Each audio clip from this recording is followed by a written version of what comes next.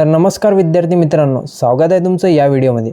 तर बघा, आज आपण पाहणार आहे तलाठी भरतीमध्ये आलेले आणि वारंवार विचारलेले महत्त्वाचे प्रश्न, जे की आपल्या परीक्षेच्या उद्दिष्टाने खूप महत्त्वाचे आहे। आणि हो, आतापर्यंत TCSने जी तलाठी भरती परीक्षा घेतलेली आहे, हे PYQ प्रश्न त्यावर आधारित आहे। तर आता निश्चितच MPSC आयोग ही परीक्षा घेत असल्यामुळे या प्रश्नांची लेवल इझी न राहता आता थोडी मॉडरेट होईल।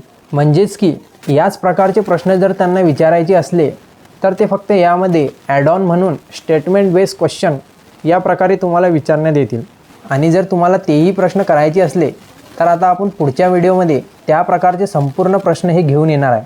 ते प्रश्न जर तुम्हाला सोडवायचे असतील तर तुम्ही चॅनलवर अवश्य भेट देत राहा, कारण मी पुढील व्हिडिओमध्ये त्या प्रकारचे प्रश्न हे घेणार आहे। तर चला आता व्हिडिओला सुरुवात करूया। आणि मी तुम्हाला प्रश्नांमध्येच सांगणार आहे MPSC आयोग हे तुम्हाला कोण्या प्रकारे तो प्रश्न विचारू शकते। तर बघा, आता भाग 1 मराठी व्याकरण। तर बघा, प्रश्न क्रमांक 1, आकाश या शब्दाचा समानार्थी शब्द कोणता? तर बघा, आकाश या शब्दाचा अर्थ होतो गगन, म्हणजेच की नभ। तर त्यामुळे या प्रश्नाचे योग्य उत्तर ऑप्शन क्रमांक A म्हणजेच की नभ। आता बघा, प्रश्न क्रमांक 2, उदार या शब्दाचा विरुद्धार्थी शब्द कोणता?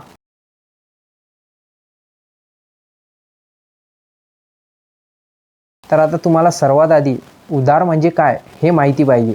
तर बघा, उदार म्हणजे देणारा आणि त्याचा विरुद्धार्थ होईल कंजूस। तर कंजूस म्हणजे कुपन। तर त्यामुळे या प्रश्नाचे योग्य उत्तर ऑप्शन क्रमांक B कृपण। प्रश्न क्रमांक 3, नाक मुठीत धरणे या वाक्याचा अर्थ काय? तर आता तुम्हाला हा वाक्यप्रचार सांगायचा आहे। तर बघा, नाक मुठीत धरणे म्हणजे एखाद्याला खूप त्रास देणे किंवा त्याला हैराण करणे। तर त्यामुळे या प्रश्नाचे योग्य उत्तर ऑप्शन क्रमांक B अत्यंत त्रास देणे। प्रश्न क्रमांक 4, हाताचे सोडून पळत्याच्या पाठी या म्हणीचा अर्थ काय आहे?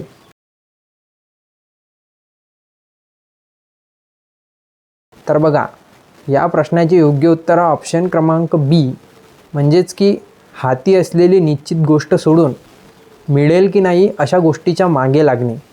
त्यामुळे या प्रश्नाचे योग्य उत्तर ऑप्शन क्रमांक B।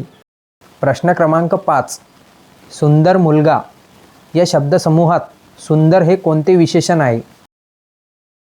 आता मराठी व्याकरणामध्ये तुम्ही 10वी पर्यंत जेही शिकले असाल, तुमचं बेसिक नॉलेज हे कामी येते। तर बघा, सुंदर हा एक मुलाचा गुण दर्शवतो, म्हणूनच या प्रश्नाचे योग्य उत्तर हे ऑप्शन क्रमांक B म्हणजेच की गुणवाचक आहे। प्रश्न क्रमांक 6, मी उद्या पुण्याला जाईन या वाक्याचा काळ कोणता आहे? तर बघा, जाईन म्हणजे की ही घटना पुढे घडणारी असल्यामुळे क्रिया अजून झाली नाही। म्हणजेच की या प्रश्नाचे योग्य उत्तर ऑप्शन क्रमांक C म्हणजेच की भविष्यकाळ हे आहे। प्रश्न क्रमांक 7, रामाने पुस्तक वाचले येथे रामाने ही कोणती विभक्ती आहे? तर बघा, या नावामध्ये ने प्रत्यय असल्यामुळे तर या प्रश्नाचे योग्य उत्तर ऑप्शन क्रमांक C म्हणजेच की तृतीय विभक्ती असे होते। प्रश्न क्रमांक 8, राजपुत्र हा कोणता समास आहे? तर बघा, राजपुत्र म्हणजे राजाचा पुत्र। तर येथे षष्ठी संबंध आहे। त्यामुळे या प्रश्नाचे योग्य उत्तर ऑप्शन क्रमांक B म्हणजेच की तथ्यपुरुष असा आहे। प्रश्न क्रमांक 9, नीलकमल हा कोणता समास आहे?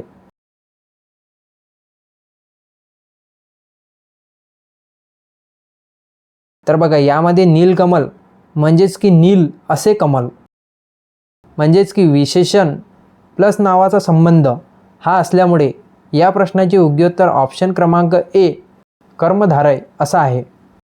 प्रश्न क्रमांक 10, तो शाळेत गेला या वाक्यात शाळेत ही कोणती विभक्ती आहे?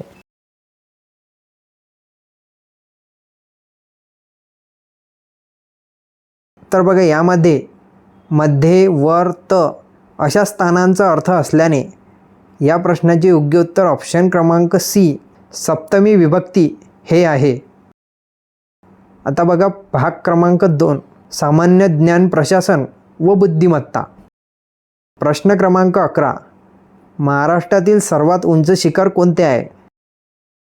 आता हाच प्रश्न जर त्यांना मॉडरेट करायचा असला तर ते या प्रश्नामध्ये ते तुम्हाला इथं 2-3 शिखरांची उंची देतील आणि विचारतील की यामध्ये सर्वात उंच शिखर कोणते आहे, किंवा मग त्याची उंची त्या शिखराशी जोडा असे सुद्धा प्रश्न विचारून जोड्या लावा, किंवा 1, 2, 3 अशा फॉर्मॅटमध्ये विचारू शकतात. म्हणजे ज्यामुळे तुम्हाला बेसिक नॉलेज असणं हे खूप गरजेचं आहे. तर या प्रश्नाचे योग्य उत्तर ऑप्शन क्रमांक बी म्हणजेच की कळसूबाई. कारण कळसूबाई सुमारे 1646 मीटर हे उंच आहे, त्यामुळे ते महाराष्ट्रातील सर्वात उंच शिखर आहे. प्रश्न क्रमांक 2, महाराष्ट्रातील सर्वात मोठी नदी कोणती आहे? आता हाही प्रश्न ते तुम्हाला फिरवून विचारू शकता, जसे की मी तुम्हाला मागील व्हिडिओमध्ये सांगितलं आहे. तर बघा या प्रश्नाचे योग्य उत्तर ऑप्शन क्रमांक बी गोदावरी. गोदावरीचा उगम नाशिक जिल्ह्यातील त्र्यंबकेश्वर परिसरात होतो. बघा पुढील प्रश्न आहे प्रश्न क्रमांक 13, दक्षिण गंगा म्हणून कोणत्या नदीला ओळखले जाते? तर बघा या प्रश्नाचे योग्य उत्तर ऑप्शन क्रमांक बी म्हणजेच की गोदावरी. गोदावरीलाच दक्षिण गंगा असे संबोधले जाते. पुढील प्रश्न आहे प्रश्न क्रमांक 14, अजिंठा लेणी हे कोणत्या जिल्ह्यात आहेत?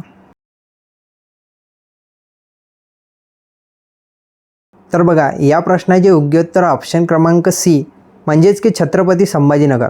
तर अजिंठा लेण्या बौद्ध स्थापत्य व चित्रकलेसाठी प्रसिद्ध आहे. तर त्यामुळे या प्रश्नाचे योग्य उत्तर हे ऑप्शन क्रमांक सी असे आहे. प्रश्न क्रमांक 15, महाराष्ट्रातील पहिले विद्यापीठ हे कोणते आहे? तर बघा या प्रश्नाचे योग्य उत्तर ऑप्शन क्रमांक ए मुंबई विद्यापीठ. कारण या विद्यापीठाची स्थापना 1857 या साली झाली होती. पुढील प्रश्न आहे प्रश्न क्रमांक 16, मूलभूत अधिकार राज्यघटनेच्या हे कोणत्या भागात आहेत?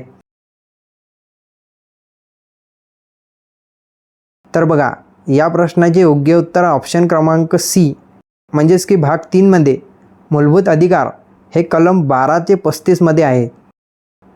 तर बघा पुढील प्रश्न आहे प्रश्न क्रमांक 17, पंचायत राज व्यवस्थेला घटनात्मक दर्जा कोणत्या घटनादुरुस्तीने दिला? आता हा प्रश्न खूप महत्त्वाचा आहे, कारण हा प्रश्न आधी ग्रामसेवक, तलाठी भरती या परीक्षांमध्ये खूप विचारला गेलेला आहे. तर त्यामुळे आपण हा प्रश्न घेतलेला आहे. तर बघा या प्रश्नाचे योग्य उत्तर ऑप्शन क्रमांक सी 73व्या घटनादुरुस्तीमध्ये पंचायत राज संस्थांना घटनात्मक दर्जा मिळाला. प्रश्न क्रमांक 18, रक्तातील ऑक्सिजन वाहून नेणारा घटक हा कोणता आहे? तर बघा या प्रश्नाचे योग्य उत्तर ऑप्शन क्रमांक बी म्हणजेच की हिमोग्लोबिन. कारण हिमोग्लोबिन हे लाल रक्तपेशांमध्ये असतो आणि तो ऑक्सिजन वाहूनसुद्धा नेतो. तर त्यामुळे या प्रश्नाचे योग्य उत्तर हे ऑप्शन क्रमांक बी असे आहे. प्रश्न क्रमांक 19, व्हिटॅमिन सीच्या कमतरतेमुळे कोणता रोग होतो?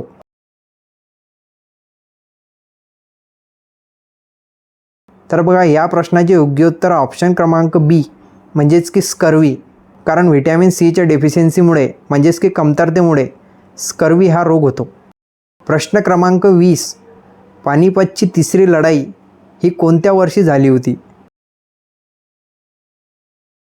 आता हा प्रश्न तुम्हाला अशा प्रकारे सुद्धा विचारू शकता. तर ते एका बाजूने पानिपतच्या तिन्ही लढाया आणि दुसऱ्या बाजूला त्यांचे वर्ष देऊन ते चूक आहे की बरोबर, किंवा यातील किती बरोबर आहे किंवा किती चुकीचे आहे असे विचारू शकतात. तर बघा 14 जानेवारी 1761 रोजी पानिपतची तिसरी लढाई ही झाली होती. तर आता निश्चितच हा व्हिडिओ तुम्हाला आवडला असेल. आणि आता येणाऱ्या व्हिडिओमध्ये आपण स्टेटमेंट बेस्ड क्वेश्चनवर थोडा जास्त भर देऊ. आणि जर व्हिडिओ आवडला असेल तर याला लाईक करा आणि यामधील तुमचे किती प्रश्न हे बरोबर आले असा 20 पैकी तो स्कोअर करून मला कमेंटमध्ये नक्की सांगा. आणि जर तुम्हाला काही डाऊट असला तर तोही तुम्ही कमेंटमध्ये विचारू शकता. भेटूया पुढील व्हिडिओमध्ये. धन्यवाद.